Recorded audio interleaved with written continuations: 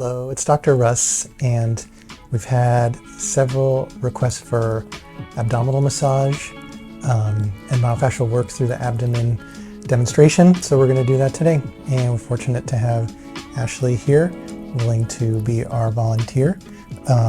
As always, we want to make sure a patient is comfortable, properly draped, and though you can't see it, there's a pillow under her knees that will flex the hips a little bit and put the abdominal muscles, particularly the obliques, into a little bit of slack, which is helpful for us to be able to feel through. We also have one spot here where our patient does not want to have any pressure, and it's right here where there is a really small spider vein. So it's really good to have our contraindications, and we're grateful that Ashley reminded me right before we started. So as always, we want to start gentle. You ready?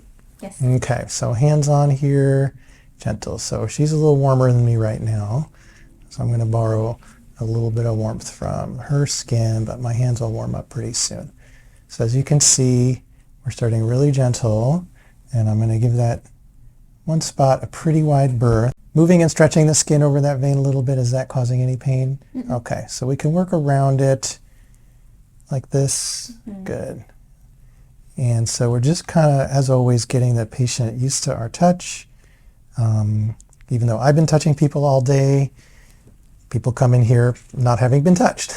So it's good to spend at least a minute or two just kind of acclimating them to the touch, as well as acclimating yourself to skin tone, texture. Like I said, the temperature is always a nice thing to key into, and just take a minute to feel and get oriented, paying attention to her breath. You know, anytime you're doing body work, any soft tissue work or joint manipulation, you have to be aware of the patient's breath and moving somewhat in synchrony with the breath, but especially doing abdominal work or rib work, because this is where the breathing takes place. And our patients want to be able to breathe. So we want to make sure that we're letting them breathe. Let's get ourselves oriented now. My hands are a little bit warmer. So there's the lower costal margin right there, left and right, that upside down V. Our xiphoid will be right there. And so we can follow the rib cage around, just being careful of that vein. And normal anatomy so far. Up underneath there will be the diaphragm. The top of the diaphragm is going to be about here, just under the heart. And it's attached to the margin of the rib cage all the way around. Over here on her right side, upper right quadrant, especially up under the ribs, is where the liver lives. And the liver is big enough that it does have a left lobe that crosses the midline. And so we don't know exactly the proportions and locations of anybody's organs without imaging, but we can say that her liver probably reaches about to here. And the other part of the left upper quadrant is going to be her stomach. So up under the rib cage here, with the lower part of the pouch usually poking out right about here. I'm not going to pretend I can palpate that, but I know that it's there. And similarly, tucked up under the liver on the right side is the gallbladder. And so all of these tissues are really sensitive, and all the fascia around them are also very pressure sensitive and pain sensitive. So we have to be aware of the layers of muscle, and we have to be aware of what's underneath the muscle. And in the abdomen, that's all our visceral organs. In general, the duodenum is going to take up this space and hook up with the jejunum, or the second part of the small intestine, right about here. The jejunum is going to mostly be on the left side, this stuff. The ileum is mostly going to be on the right side, and then it hooks up with the colon right here at the ileocecal valve. The cecum is a bag that kind of hangs down into the iliac fossa on the right side. And then you'll have your ascending colon, which comes up, has its hepatic flexure becomes the transverse colon, has its splenic flexure on the left side, becomes the descending colon right to about here, and then we have sigmoid and rectum. And on a woman, the uterus will be behind the pubic bone, not palpable, and the bladder will be under that. On a man, there is no uterus, and the bladder is only going to be palpable when it's really, really full. So hopefully your bladder is not full. And that's our kind of our general landmarks. I didn't really talk much about the spleen because it's kind of way back here. And we aren't really going to be putting much pressure on that area most of the time. I'm certainly not going to be working that deep where my fingers of my left hand would come underneath her left ribs that far, about this far. There's ways to do that and there's times to do that, but that's not what we're doing today. So thinking now about the outer layers, of course there's her skin and the superficial fascia, which is primarily adipose in this part of the body, but also has a lot of dense fibrous connective tissue as well, which always remember is contractile. So when a person is under a lot of stress, their fascia itself will harden and contract and become taut. Underneath that, we have the rectus abdominis here. That's the six-pack, one on each side. It's actually made up of 4 bellies on each side, and the lower attachment is all the way down on the pubic bone. We think of the upper attachment as being right here, but actually it comes out about this far. It attaches in a big arc like that. It's a very, very, very important postural muscle. Then we have our obliques, the external oblique first, and that's going to be in this plane, going from the lower costal margin down toward the inguinal ligament. The inguinal ligament that runs from the ASIS to the pubic symphysis is not a ligament per se. It's the folded end of the external oblique abdominal muscle. So that's here, and on her left side it's running this way, like this. And then directly underneath that is our internal oblique. And the internal oblique is going to originate from the top of the iliac crest right about here and fan out this way. So the primary direction of the fibers of the external oblique is down and in, so to speak, and of the internal oblique generally up and in, although these inferior fibers are going to be running more horizontally. Then we have another layer of fascia, and then you have the transverse abdominis, which runs horizontal, like a corset. All 3 of these will converge on the back, about level with the outer edge of the paraspinal muscles, and become one tendon. So you have fascia, external oblique, fascia, internal oblique, fascia, transverse abdominal, fascia. And all of those layers of fascia blend into one tendon that inserts onto the transverse processes of the lumbar spine. All of those are innervated by lumbar segments. So what I want to do today, always keeping in mind that little vein, is demonstrate a myofascial massage. So let's start left upper. And we're working the rib cage, and I'm doing gentle strokes right along the rib cage, and I'm right here, I'm on the rectus abdominis attachment, and there's a little bit of nodularity there and a little bit of tenderness. You okay? Okay. How are we doing so far, by the way? Good. So we're working the attachment there. The fascia here is naturally, typically a little grainy. There's really no need to overwork those tissues between the rectus abdominis and its attachment on the rib cage. Want to keep it mobile like any other tissue. And so here on the rib cage, I'm getting a little more into her serratus anterior and her intercostals. Now what the serratus anterior has to do with the abdominal muscle is that its fascia, which comes down this way, is going to blend with the internal oblique fascia on the opposite side like this. So we have a bit of a spiral line. That comes this, and then around the back under the scapula, where it actually hooks up with the rhomboid muscle on the vertebral port of the scapula, and then wraps around to the cervical spine.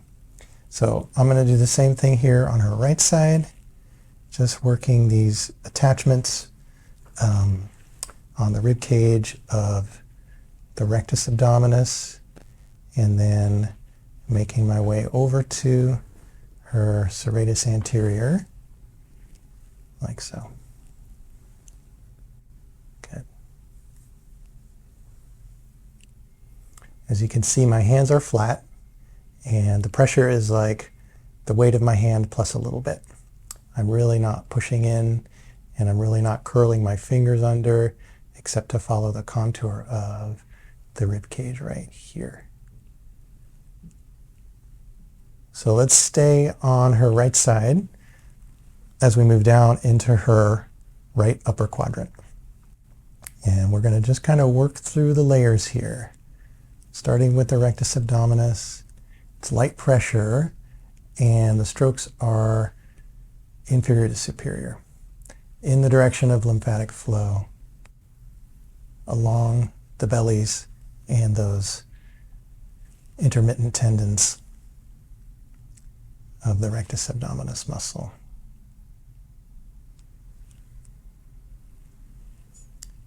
And then moving down into her external oblique. So that's from midline out in this up and out direction with a little more pressure, because I need to get through the skin, the fascia, and the rectus abdominis here. Doing okay? Mm-hmm. Good. So we're going to follow that down to the inguinal ligament right there.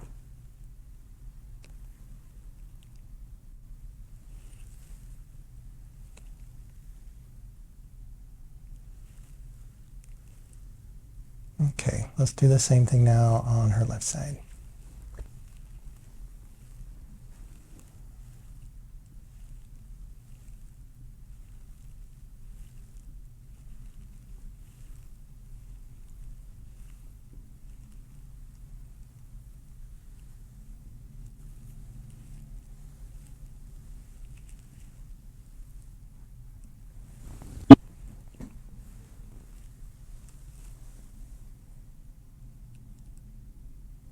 Working around the vein. If you keep going deep past the intestines, you find the kidneys, the adrenal glands, the ureters, the front of the spine, and the psoas muscles.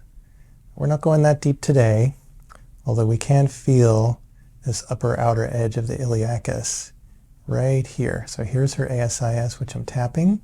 So we're in the top left of her left iliac fossa. Is that ticklish, painful? A little bit of both. A little bit of both. Okay, that's pretty typical.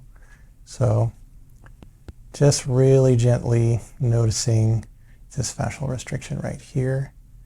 And so giving it a little bit of mobilization.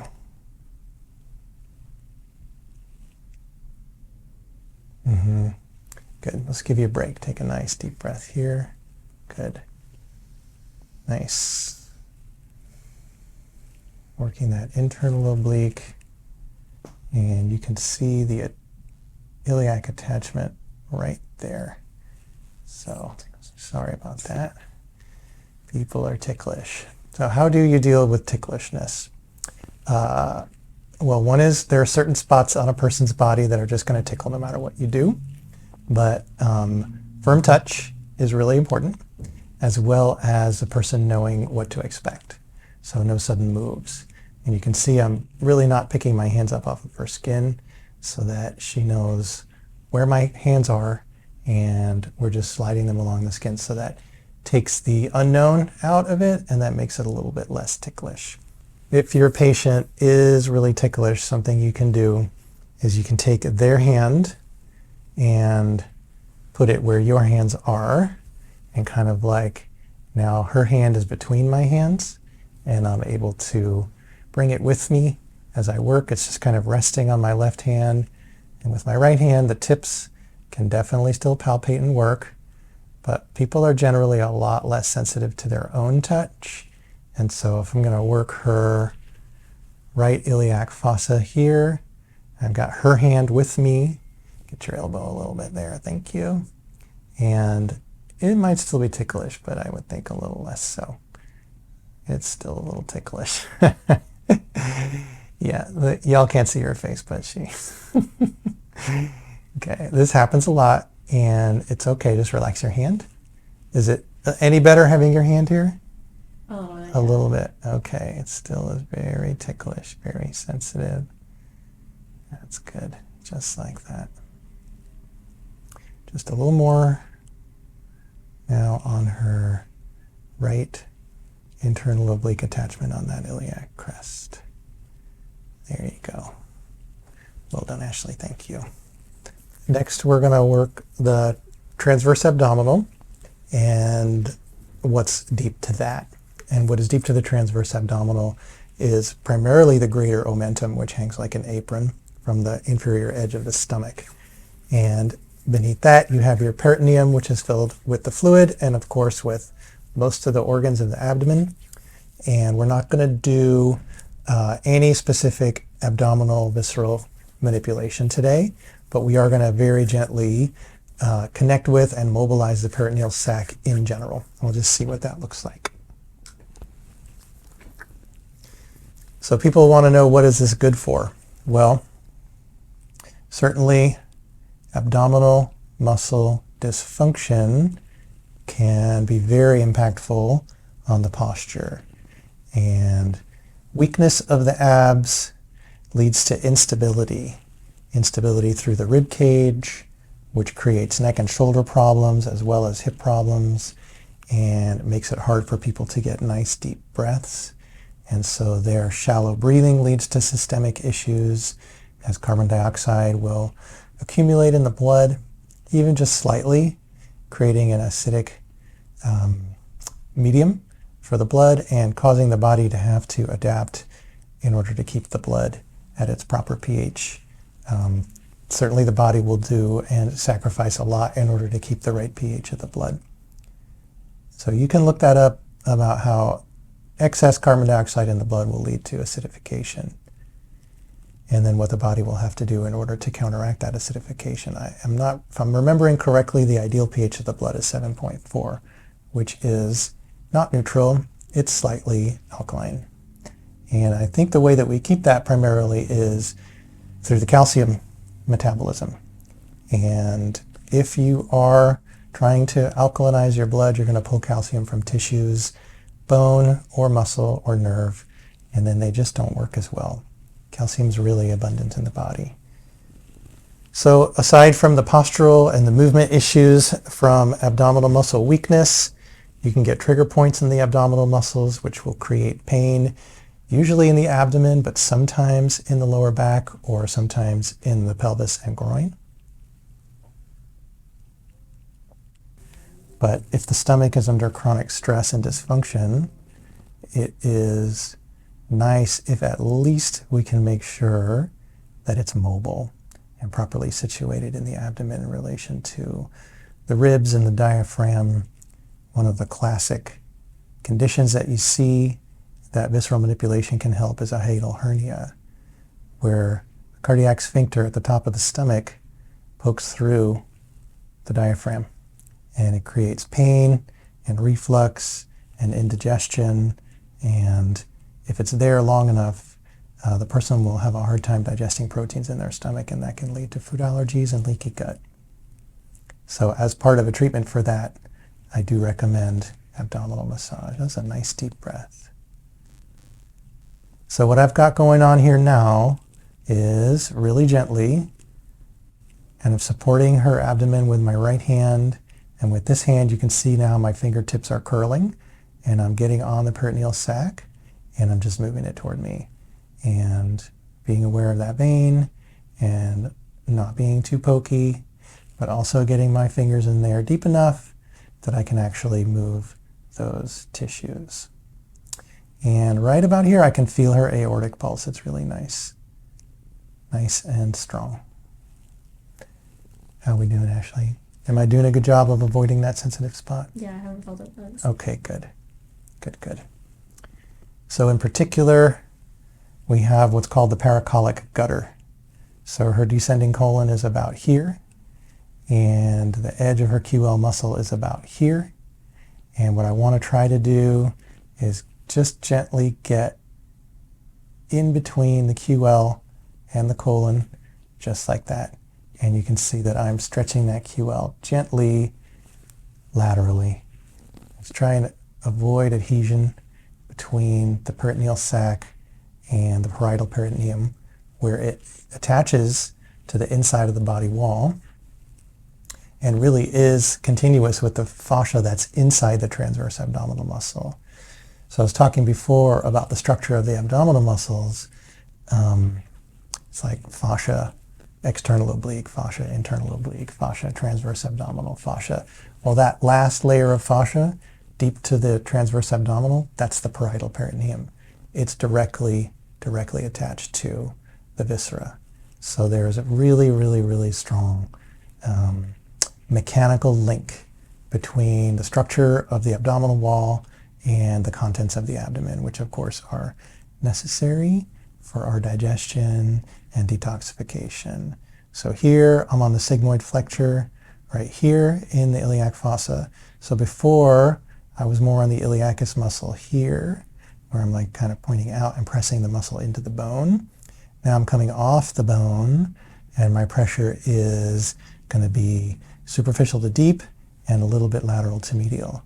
So it's a very gentle mobilization of those organs off of the body wall of the inside of the iliac fossa, and not in any particular direction other than a little bit of traction, creating a little bit of space. And our patient's doing really well.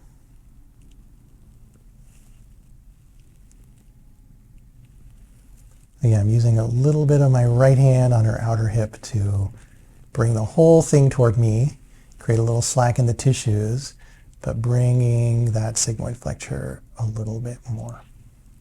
Okay, so that's a really gentle, general, left-sided visceral manipulation. Not specific, nothing pokey. I'm not leaning in, I'm sitting this whole time, and it's really like the weight of my hands plus a little bit more. So let's do the same on the right side, and remembering that on the upper right quadrant we have the liver and the gallbladder. So her liver, I'm not palpating any enlargement. So when I was in chiro school a million years ago, we learned how to palpate the abdomen and what an enlarged liver feels like. And a normal liver might poke out under the rib cage a little bit, sometimes not, but an enlarged liver might be as far down as the umbilicus here. And there's a really big difference between that kind of smushy small intestine feel and a more spongy, solid liver feel.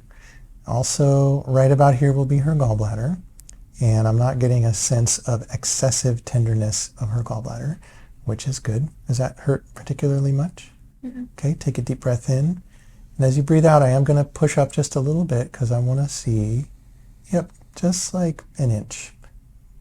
Does that feel okay? Not great, but if a person has an inflamed or irritated gallbladder, that would hurt a lot. They would definitely be wincing and potentially saying, stop. So that's just called a Murphy's test, just looking for gallbladder or liver inflammation. So what we're doing here is coming off of the costal margin into the abdominal viscera and pulling that peritoneal sac slightly down off of the liver. There we go. So the liver hangs from the diaphragm by ligaments, and then the intestines hang from the liver by other ligaments, as well as the bile duct and the pancreatic duct.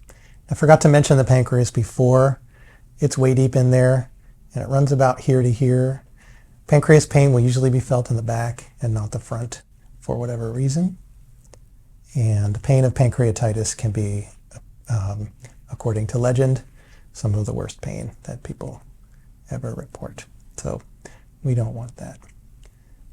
So coming in now, again, a little deeper than before, definitely deeper than just the transverse abdominal, and mobilizing that peritoneum and everything inside of it.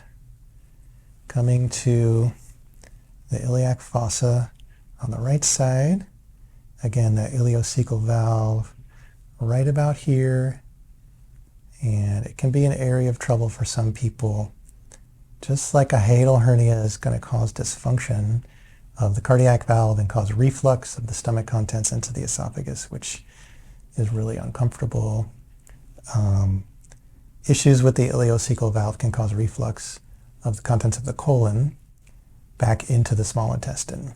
And since the contents of the colon is a very different bacterial profile and there's a lot more toxins in the colon, we don't want it refluxing into the distal small intestine because that tissue is very, very absorptive. So when there is reflux through an open ileocecal valve, a person can feel really sick. Some of the symptoms of that can be, well, general bloating, fatigue, also lower back pain, and a really foul taste in your mouth that just won't go away. Okay, so here I am now getting onto the cecum and just gently pulling it away from her right iliacus, really gently. So I'm not going for muscle movement here. I am going for deeper than that and just doing really, really, really, really well. And now let's go up into the paracolic gutter on the right side between the QL and the ascending colon, just to keep it mobile. And there's two qualities of viscera that we need to worry about. One is mobility, where it's the ability of the tissues to move in relation to its surrounding tissues. And the other is motility, which is the ease with which food passes through. And the two are intimately related.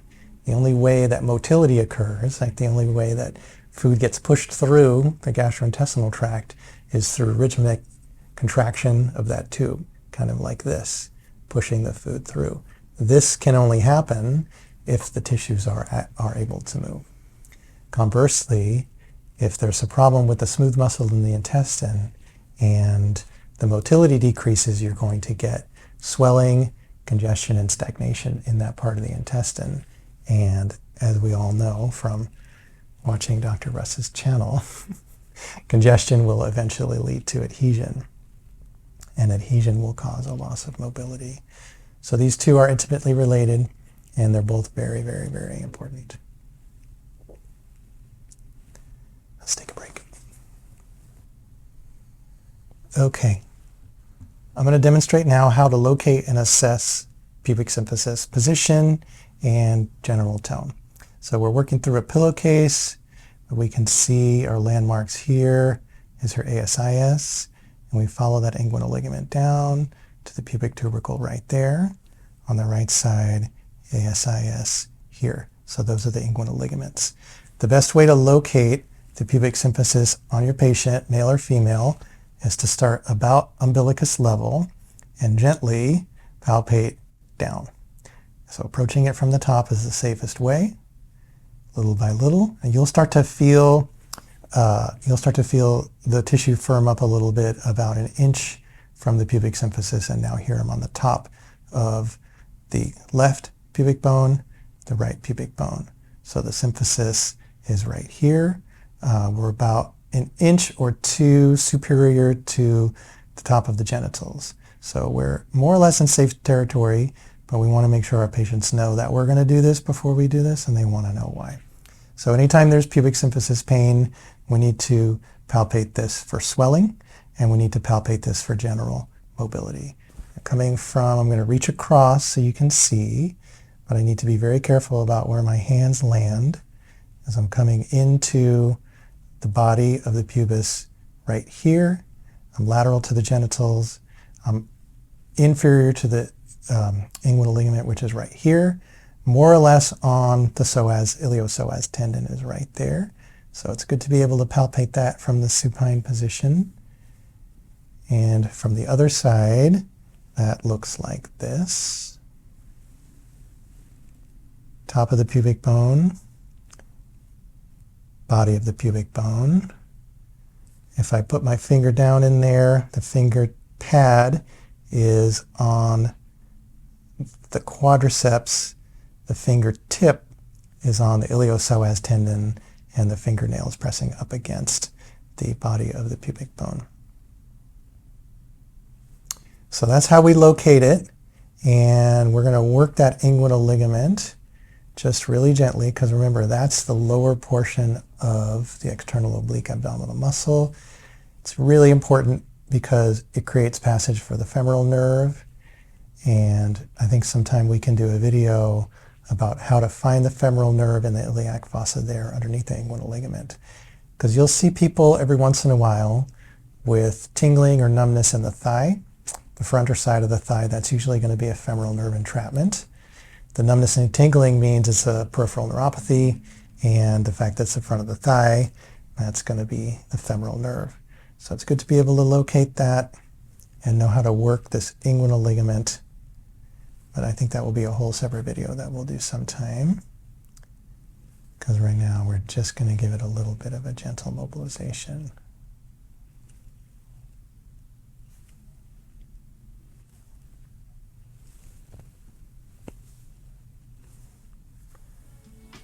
And that's our full abdominal myofascial session. Thank you.